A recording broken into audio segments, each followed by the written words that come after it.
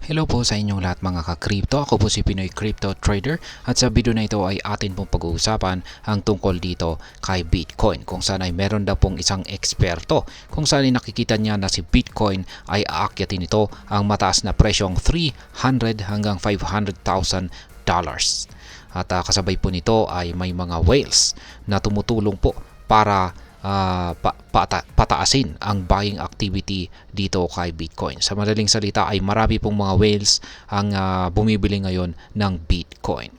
At ayan po ang siyang ating pag-uusapan sa video na ito. Pero bago po tayo magpatuloy ay nais ko lamang po munang bigyang linaw ang aking disclaimer kung saan ang nilalaman po ng video na ito ay hindi po ito isang financial advice. For education and information purposes lamang po ang layunin nito.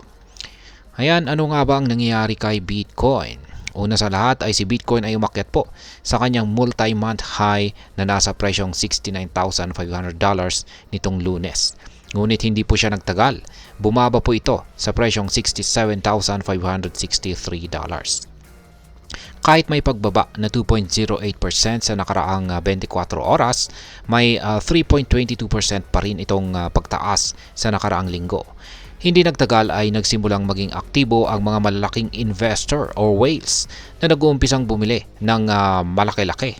Si Ginoong Michael Van de Pope, siya po ang Chief Investment Officer at founder ng MN Consultancy, ay napansin ang pagdami ng whale activity. Naniniwala po siya na magandang sinyalis ito para kay Bitcoin kahit na may malalaking economic concerns. Ngayon ay bakit nga ba mahalaga ang whale activity? Ang whale activity ay isa pong indikasyon ng market confidence. Kapag maraming whales ang bumibili ng Bitcoin, kahit na nasa mataas na ang presyo nito, ibig sabihin ay may tiwala silang tataas pa rin ito or magpapatuloy ito sa pagtaas.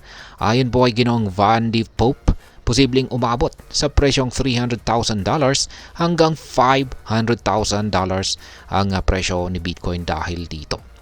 Ngayon, ano ang accumulation addresses? Ang accumulation addresses ay mga address na nagtatago or nag-i-store ng Bitcoin nang hindi ito nilalabas. Ayon sa CryptoQuant ay umaabot na sa 2.9 million BTC ang hawak ng mga addresses na ito.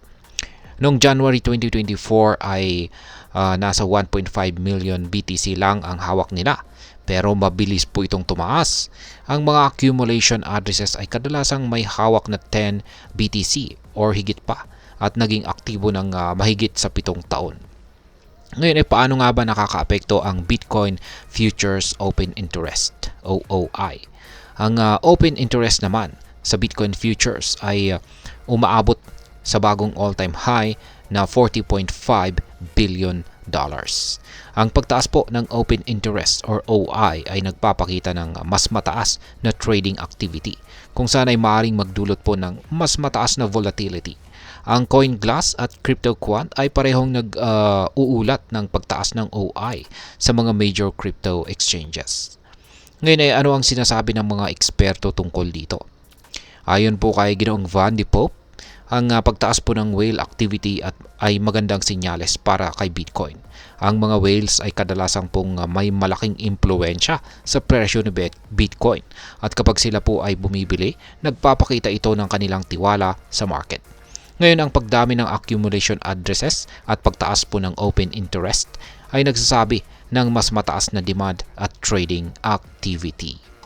Ngayon ay ano naman ang aking masasabi tungkol dito?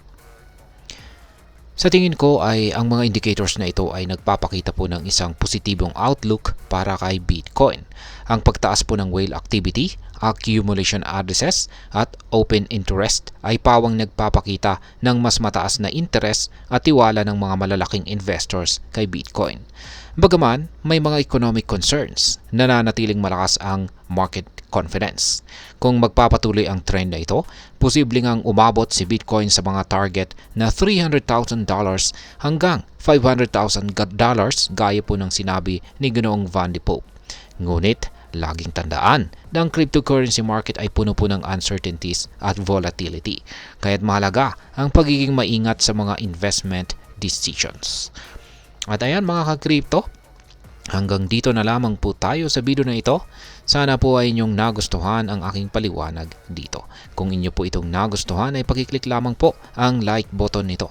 Para naman po sa mga bago lamang dito, kayo po ay aking inaanyayahan para mag-subscribe. Pakiclick na rin po ang bell icon nito dahil ito po ang siya magsisilbing notification nito sa mga bago kong videos na akin pong ina-upload sa aking YouTube channel na ito. Marami pong salamat sa panonood. Ingat po tayo lagi at God bless po sa ating lahat.